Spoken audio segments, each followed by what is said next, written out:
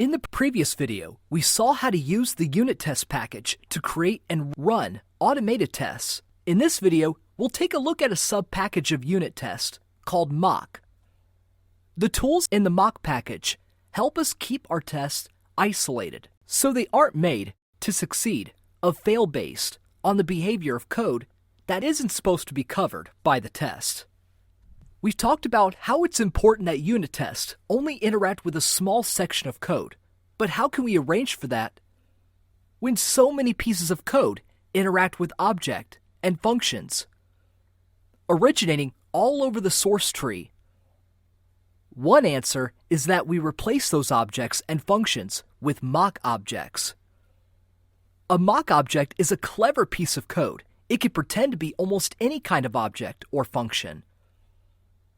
But instead of doing whatever the original did, it just records what is done with it, so we can check it later.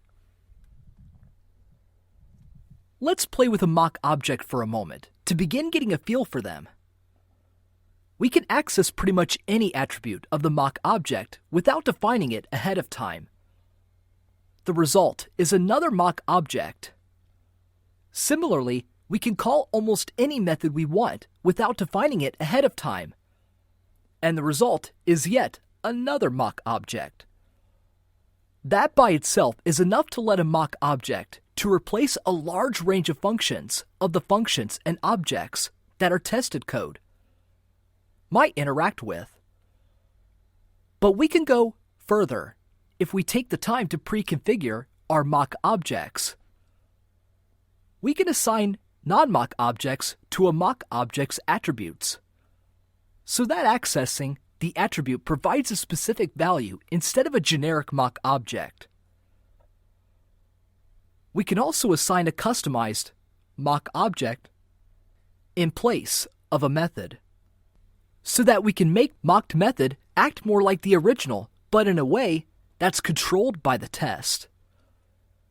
We do that by passing a return value parameter to the mock constructor, which tells the mock object that every time it's called, it should return that value. If we want the mock to return different values each time it's called, we use a different parameter of the constructor called side effect. We have to know how many times the test will call the mock as a function, so we can provide a return value for each call, but otherwise, this doesn't present a difficulty. We can also make the mock object raise an exception by passing that exception as the side effect or as a member of the side effect sequence. That pretty well covers how to make a mock that can, in a controlled way, stand in for real objects and code while we run our test. However, to really support testing, we also need to be able to check the mock and see if it was used as expected. We've already seen that method calls attribute that mock objects use to track their interactions. But mock objects also have their own assert methods that are usually easier to use than accessing the method calls list directly. The most useful of the mock object assertion methods are assert called with, which checks whether the most recent call to the mock object was done with the specified arguments, and assert any call, which checks whether the mock has ever been called with the specified arguments. So we know what mock objects are for, how to create them, and how to check the record of what has been done with them. That's enough for replacing the parameters of a tested function with mock objects. Mock objects. We can even replace the self-parameter of methods.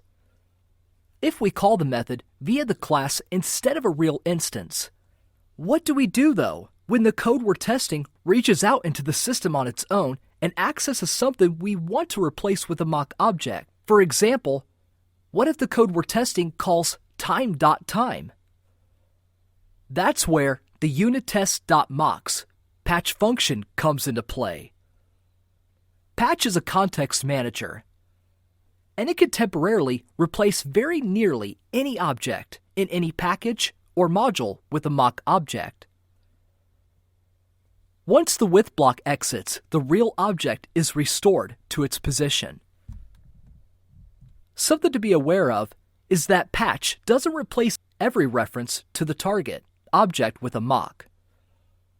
It only replaces the single reference that we specify in the first argument. In our example, any code that accesses the time function by looking up the reference in the time module will get our mock object, but if there was any code that had used from time import time to create a local reference to the time function, that reference would still refer to the real time function. If we want to patch the time function for code that has a local reference to it, we need to pass the path to that local reference into patch. Okay, we're pretty much good to go with mock objects now. That means we know everything we need to write powerful tests easily. All we have left to do is find out how to run our test suites, which is the next topic of the next video.